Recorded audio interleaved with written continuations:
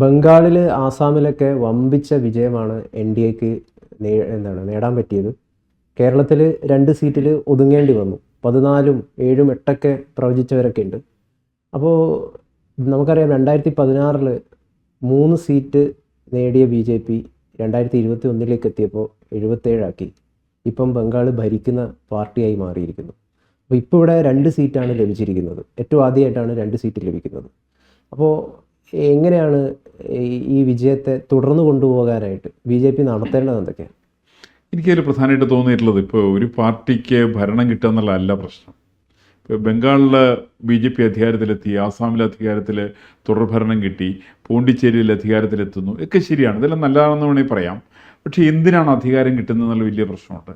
ഏത് രാഷ്ട്രീയ പാർട്ടിയാണെങ്കിലും, B J P ആയാലും കോൺഗ്രസ് ആയാലും കമ്മ്യൂണിസ്റ്റ് പാർട്ടി ആണെങ്കിലും, അവർ ജയിച്ച് അധികാരത്തിലെത്തുന്ന സമയത്ത് പൊതുസമൂഹത്തോടുള്ളൊരു കമ്മിറ്റ്മെൻ്റ് ഉണ്ട്. ഈ കമ്മിറ്റ്മെൻറ്റ് പൂർത്തീകരിക്കാൻ സാധിക്കാത്ത ഒരു പ്രസ്ഥാനത്തിനെയും സമൂഹം അംഗീകരിക്കില്ല. അപ്പോൾ അത് ബി ജെ പിയെ സംബന്ധിച്ച് ബാധകമാണ്. അപ്പോൾ ഇത് കൃത്യമായിട്ട് തിരിച്ചറിയുന്നു എന്നുള്ളതാണ് ആസാമിലെ തുടർഭരണത്തിൻ്റെ സവിശേഷത. അതാണ്. അല്ലെങ്കിൽ കേന്ദ്ര സർക്കാരിൻ്റെ തുടർഭരണത്തിൻ്റെ സവിശേഷത അതാണ്. അല്ലെങ്കിൽ ഗുജറാത്ത് നിരവധി വർഷങ്ങളായിട്ട് ഭരിക്കുന്നു എന്നുള്ളതിൻ്റെയും മധ്യപ്രദേശ് അനവധി വർഷങ്ങളായിട്ട് ഭരിക്കുന്നു എന്നുള്ളതിൻ്റെയും കാരണം ഈ ജനങ്ങളുടെ പൾസ് മനസ്സിലാക്കിയിട്ട് കൃത്യമായിട്ട് അതിനനുസൃതമായിട്ടുള്ള രീതിയിലുള്ള പരിപാടികൾ ആസൂത്രണം ചെയ്യലാണ്. ഇപ്പം നിർഭാഗ്യവശാൽ കേരളത്തിലേക്ക് സംഭവിക്കുന്ന അങ്ങനെയല്ല. കേരളത്തിൽ രാഷ്ട്രീയ പാർട്ടികൾ ആരും ജയിക്കുന്നത് വികസനത്തിൻ്റെ അടിസ്ഥാനത്തിലല്ല. കേരളത്തിൽ ചർച്ച ജാതി നോക്കിയിട്ടാണ്, കേരളത്തിൽ മതം നോക്കിയിട്ടാണ് ചർച്ച നടത്തുന്നത്. കേരളത്തിൽ മാത്രം ഒരു സമയത്ത് ഉത്തർപ്രദേശിൽ ജാതിയും മതമൊക്കെയാണ് അവിടെ കൂടുതൽ കാര്യങ്ങൾ തീരുമാനിച്ചിരുന്നത്. ഇന്നിപ്പോൾ അങ്ങനെയല്ല. നിങ്ങൾ ഉത്തർപ്രദേശിൽ ചെന്നാൽ അവിടെയുള്ള റോഡുകളുടെ വികസനം കണ്ടാൽ നിങ്ങൾ അത്ഭുതപ്പെട്ടു പോകും. അത്രയ്ക്ക് വലിയ വികസനമുണ്ട് അവിടെയുള്ള ഇപ്പോൾ ഈവൻ ടു നമ്മൾ പ്രയാഗ്രാജിലും കാശിയിലും അയോധ്യയിലൊക്കെ പോകുന്ന സമയത്ത്, അല്ലെങ്കിൽ അവിടെ നിന്ന് മീററ്റിലേക്ക് ഡൽഹി എന്നുള്ള വാഹനത്തിൽ യാത്ര ചെയ്യുന്ന സമയത്ത് അവിടെയെല്ലാം 6 വരി പാതകളാണുള്ളത്. ആളുകൾക്ക് സൗകര്യപ്രദമായ രീതിയിൽ യാത്ര ചെയ്യാൻ സാധിക്കുന്നു. തൊഴിലവസരങ്ങൾ വേണ്ടത്രയുണ്ട്. അതിനെക്കുറിച്ചിട്ട് യൂസഫ് അലി എന്ന് പറയുന്ന കേരളത്തിൻ്റെ ഏറ്റവും പ്രശസ്തനായിട്ടുള്ള കേരളത്തിൻ്റെ വ്യവസായി പറഞ്ഞത്, ഞാനിവിടെ മാളുകൾ തുടങ്ങുന്നത് കേരളത്തിൽ തുടങ്ങും. അങ്ങനെയാണ് അദ്ദേഹം എറണാകുളത്ത് തുടങ്ങി, അദ്ദേഹം തിരുവനന്തപുരത്ത് തുടങ്ങി, അദ്ദേഹം പിന്നെ കോഴിക്കോടോ കണ്ണൂർ ഏത് ഭാഗത്ത് വരണം തുടങ്ങിയിട്ടുണ്ട്, മലബാറിലും. അങ്ങനെ 2-3 ആളുകൾ കേരളത്തിൽ തുടങ്ങുന്നു. ഇതിൻ്റെ എല്ലാം ഇൻഡസ്ട്രി തുടങ്ങുന്നത്, വ്യവസായം തുടങ്ങുന്നത്, അത് ഞാൻ തുടങ്ങുന്നത് ഉത്തർപ്രദേശിലാണ്. കാരണം ഉത്തർപ്രദേശിൽ ഇഷ്ടംപോലെ ജോലിക്കാരെ കിട്ടുന്നു. ഒരു സമയത്ത് നമ്മളൊന്ന് ആലോചിച്ചു, കേരളത്തിൽ ഇപ്പോൾ ബംഗാളിൽ ഇഷ്ടംപോലെ വരുന്നു, ബീഹാറികൾ ഇഷ്ടംപോലെ വന്നിരുന്നു, ഇപ്പോൾ കുറവാണ്. തമിഴ്നാട്ടുകാരും ധാരാളം പേര് വന്നിരുന്നു, ഇപ്പോൾ വരുന്നില്ല. ഇങ്ങനെയുള്ള സംസ്ഥാനങ്ങളിൽ നിന്ന് കേരളത്തിലേക്ക് തൊഴിലന്വേഷിച്ച് വരുന്ന ആളുകളുണ്ടെങ്കിൽ കാരണം ഈ പറയുന്ന സംസ്ഥാനങ്ങൾ ഭരണം മോശമായ സമയത്താണ്. ഭരണം മെച്ചപ്പെട്ട സംസ്ഥാനങ്ങളിൽ നിന്ന് നമ്മുടെ നാട്ടിലേക്ക് തൊഴിലിനായിട്ട് ആളുകൾ വരുന്നില്ല. ഇപ്പോൾ ഗുജറാത്തികൾ പോകുന്നു, എവിടേക്കാണ് പോകുന്നത്? അവർ പോകുന്നത് കാനഡയിലേക്കാണ് പോകുന്നത്, അവർ പോകുന്നത് അമേരിക്കയിലേക്കാണ് പോകുന്നത്. എന്തിനാണ് അവർ പോകുന്നത്? അവിടെ പോയിട്ട് അവർ വ്യവസായം ആരംഭിക്കാൻ വേണ്ടിയിട്ടാണ്. അവിടെ കാനഡയിലെ ഏറ്റവും വലിയ വ്യവസായ ഗ്രൂപ്പ് പഞ്ചാബികളും ഗുജറാത്തികളുമാണ്. മറിച്ച് കേരളത്തിലേക്ക് ആളുകൾ എന്തിനാണ് വരുന്നത്? തൊഴിലന്വേഷിച്ച് വരിക. 500, 800, 1000 രൂപ ശമ്പളത്തിന് ജോലി നിത്യനിദാനത്തിന് നിവൃത്തിയില്ലാത്ത ആളുകൾ തൊഴിലന്വേഷിച്ച് വരുന്ന കേന്ദ്രമായിട്ട് കേരളം വരികയും കേരളത്തിലുള്ള ആളുകൾ എവിടേക്കാണ് പോകുന്നത്? നമ്മൾ നേരത്തെ മിഡിൽ ഈസ്റ്റിൽ പോയിരുന്നു, നമ്മൾ ഗൾഫ് രാജ്യങ്ങളിൽ പോയിരുന്നു, ദുബായിൽ പോയിരുന്നു, അബുദാബിയിൽ പോയിരുന്നു, അജ്മാനിൽ പോയിരുന്നു, ഷാർജയിൽ പോയിരുന്നു, കുവൈറ്റിലും സൗദി അറേബ്യയിലും പോയിരുന്നു. ഈ പോണതൊക്കെ നമ്മൾ തൊഴിലന്വേഷിച്ചിട്ടാണ് പോവുക. മലയാളികൾ ആരും വിദേശ രാജ്യത്ത് പോയിട്ട് കച്ചവട സ്ഥാപനങ്ങൾ ആരംഭിക്കുന്നില്ല. നമ്മുടെയുള്ള ചെറുപ്പക്കാരായിരിക്കുന്ന ആളുകൾ UK-യിലേക്കും കാനഡയിലേക്കും ഓസ്ട്രേലിയയിലേക്കും നമ്മൾ പഠിക്കാൻ വേണ്ടി പോകുന്നു. പാർട്ട് ടൈം ജോലി കിട്ടുമെന്ന് അന്വേഷിച്ച് പോകുന്നു. ഇങ്ങനെയാണ് നമ്മൾ പോവുക. മറിച്ച് നല്ല ഭരണമുണ്ടെങ്കിലുള്ള പ്രശ്നമുള്ളത്, നല്ല ഭരണമുള്ള സംസ്ഥാനങ്ങളിലെ ജനങ്ങൾ പലപ്പോഴും ആ സംസ്ഥാനത്ത് നിന്ന് പുറമേക്ക് പോകുന്നത് അവരൊരിക്കലും പഠിക്കാൻ വേണ്ടിയിട്ട് പോലും പോകുന്നില്ല. നല്ല വിദ്യാഭ്യാസ സ്ഥാപനങ്ങളുണ്ട്, നല്ല വ്യവസായ സ്ഥാപനങ്ങളുണ്ട്, അവർക്ക് ഇഷ്ടംപോലെ തൊഴിൽ കിട്ടാനുണ്ട്. ഇപ്പോൾ യൂസഫ് അലി പറഞ്ഞ പോലെ അവിടെ തൊഴിൽ സ്ഥാപനം അവിടെ ആരംഭിച്ചു, അവിടെ തൊഴിൽ അവിടെ കിട്ടുന്നുണ്ട്. പിന്നെ അവനെന്തിനാ അവിടെ നിന്ന് കേരളത്തിലേക്ക് വരേണ്ട ആവശ്യം? അപ്പോൾ അങ്ങനെ ആ തരം ഒരു സാഹചര്യം എല്ലാ സംസ്ഥാനങ്ങളിലുണ്ട്. കേരളത്തെ സംബന്ധിച്ച് ഞാൻ മനസ്സിലാക്കുന്നത്, കേരളത്തിൻ്റെ ആസൂത്രണത്തിൻ്റെ കൃത്യമായിട്ട് ഈ രാജ്യത്തിൻ്റെ വ്യവസായ, വാണിജ്യ, കാർഷിക, വിദ്യാഭ്യാസ രംഗത്തിൻ്റെ സമുന്നതമായിരിക്കുന്ന ഒരു ഉയർച്ചയ്ക്ക് വേണ്ടിയിട്ടുള്ള പദ്ധതികൾ ആസൂത്രണം ചെയ്യണം. അത് ആസൂത്രണം ചെയ്യാത്തവരാരാണെങ്കിലും കേരള ജനത വളരെ ഫ്രസ്ട്രേറ്റഡ് ആണ്. അതുകൊണ്ടാണ് 10 കൊല്ലക്കാലം ഒരു പിണറായി വിജയൻ സഹിച്ചു. അതിന് 5 കൊല്ലക്കാലം കഴിഞ്ഞ സമയത്തിനിടയ്ക്ക് ഇവിടെ ഒരു കോവിഡും അല്ലെങ്കിൽ ഒരു വെള്ളപ്പൊക്കമൊക്കെ വന്നതിൻ്റെ പേരിൽ രക്ഷപ്പെട്ടു പോയതാ പുള്ളി. അതിൻ്റെ പിൻബലത്തിലാണ് പുള്ളി 6ാമത്തെ കൊല്ലം ഭരിക്കാൻ തയ്യാറായത്, സാധിച്ചത്.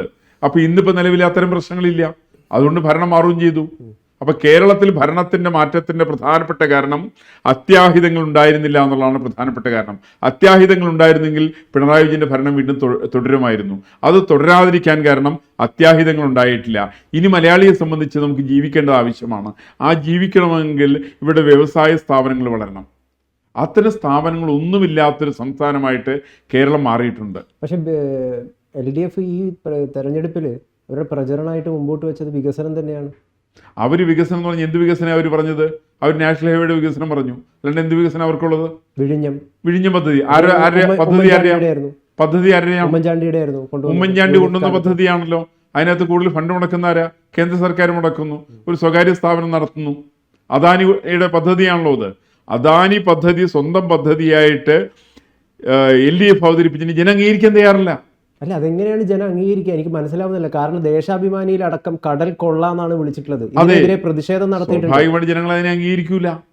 ഇപ്പൊ ഇവര് വികസനം പറയുന്ന സമയത്ത് നാഷണൽ ഹൈവേയുടെ വികസനം 93,000 കോടി രൂപയാണ് കഴിഞ്ഞ 5-6 വർഷക്കാലം കൊണ്ട് കേരളത്തിൽ മുടക്കിയത്. എന്തായാലും ഒരു കാര്യമുണ്ട്, ഇത്രയും വലിയൊരു തിരിച്ചടി എന്ന് പറയുന്നത് ജനങ്ങളുടെ പൈസ കൂടി ദുരുപയോഗം ചെയ്തുകൊണ്ടാണ്. കാരണം എവിടെ നോക്കിയാലും നമുക്കൊരു ഫ്ലെക്സ് കാണായിരുന്നു, LDF അല്ലാതെ മറ്റാരുണ്ട്. അല്ല, മാത്രമല്ല ആ ബോർഡിന്റെ തന്നെ ധിക്കാരപരമായിട്ടുള്ള ഭാഷയുണ്ട്. മറ്റാരുണ്ട്, ഞങ്ങളല്ലാതെ മറ്റാരുണ്ട്. ഈ ചോദ്യം ചോദിക്കുന്ന രാഷ്ട്രീയ പാർട്ടിക്ക് ചേർന്നതല്ല. ഒരു രാഷ്ട്രീയ പാർട്ടി സാമാന്യ മര്യാദയുണ്ട്. ആ സാമാന്യ മര്യാദ ലംഘിച്ചുകൊണ്ടാണ് കേരളത്തിന്റെ മുഖ്യമന്ത്രിയായിരുന്ന പിണറായി വിജയന്റെ സ്റ്റേറ്റ്മെന്റ്സ് മുഴുവൻ. അതൊരു സ്വേച്ഛാധിപത്യ സ്റ്റേറ്റ്മെന്റ് ആണത്. ഞങ്ങളല്ലാണ്ട് വേറെ ആരും ഇല്ല.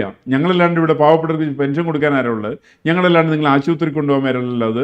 ഞങ്ങളല്ലാണ്ട് നിങ്ങൾക്ക് വിദ്യാഭ്യാസം തരാനുള്ള ആരാ ഉള്ളത്? ഇത്യാദി ചോദ്യങ്ങൾ ചോദിച്ചാൽ ജനങ്ങൾ അംഗീകരിക്കില്ല. ഇത് ആര് നടത്തിയാൽ അംഗീകരിക്കില്ല.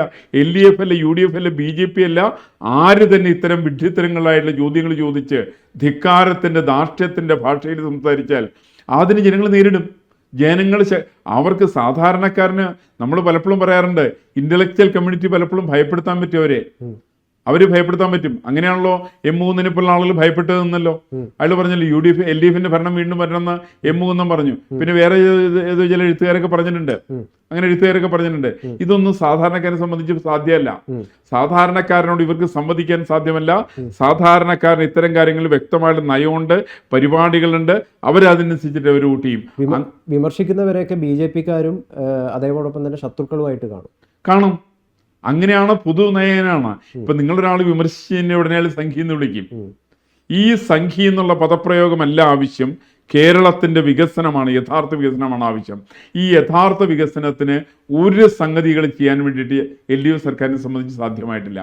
ഇപ്പൊ തന്നെ മുഹമ്മദ് റിയാസ് ഏത് റോഡിൽ കൂടി നടക്കുന്നത്? നിതിൻ ഗഡ്കരി കൊടുത്ത പണം കൊണ്ടുണ്ടാക്കിയിരിക്കുന്ന നാഷണൽ ഹൈവേ കൂടി അതിന്റെ കോൺട്രാക്ട് പോലും കൊടുക്കുന്ന പണി പുള്ളിക്ക് ഉണ്ടായിരുന്നില്ല. അതവർ മറ്റൊരു നേരിട്ട് അവർ കൊടുക്കുന്നത്. ഈ റോഡിൽ കൂടി ടാർ ചെയ്തിരിക്കുന്ന മനോഹരമായിരിക്കുന്ന റോഡിൽ കൂടി സഞ്ചരിച്ചുകൊണ്ട് ഞങ്ങളിതാ ഇത് ചെയ്തു എന്ന് പറയുക എന്നുള്ളതിൻ്റെ അപ്പുറത്ത് മുഹമ്മദ് റിയാസിന് ഒന്നും ചെയ്യാൻ സാധ്യതയില്ല. ഒരു പരാജയപ്പെട്ട മന്ത്രിയായിരുന്നു മുഹമ്മദ് റിയാസ്. അതേപോലെ തന്നെ കേരളം കണ്ടുള്ള പരാജയപ്പെട്ട ഒരു മുഖ്യമന്ത്രിയുടെ പേരാണ് പിണറായി വിജയൻ എന്നുള്ളത്. ആ ധാർഷ്ട്യത്തിൻ്റെ പുറത്ത്, പ്രായാധിക്യത്തിൻ്റെ പുറത്ത് പിടിച്ചു നിന്നു എന്നുള്ളതിൻ്റെ അപ്പുറത്ത് അദ്ദേഹത്തിന് യാതൊരു പ്രാധാന്യമില്ല. അത് ജനങ്ങൾ തിരിച്ചറിഞ്ഞു. ആ ജനങ്ങൾ തിരിച്ചറിയുന്ന സമയത്ത് കനത്ത ശിക്ഷ ജനങ്ങൾ കൊടുക്കും. ഇവിടെ നമ്മുടെ നാട്ടിലുള്ള സർവ്വസാധാരണക്കാരായിരിക്കുന്ന ആളുകൾക്ക് ഇതിൻ്റെ വരും വരായികളെ സംബന്ധിക്കുന്ന അവർക്ക് നല്ല ധാരണയുണ്ട്. അവർക്ക് കമ്മ്യൂണിസത്തിൻ്റെ അപകടം അവർക്ക് നിശ്ചയമുണ്ട്. അവർ വികസനത്തിന് പറയുന്ന വാക്കുകളൊക്കെ പാഴ്വാക്കുകളാണെന്നുള്ള ധാരണ അവരെ സംബന്ധിച്ചുണ്ട്.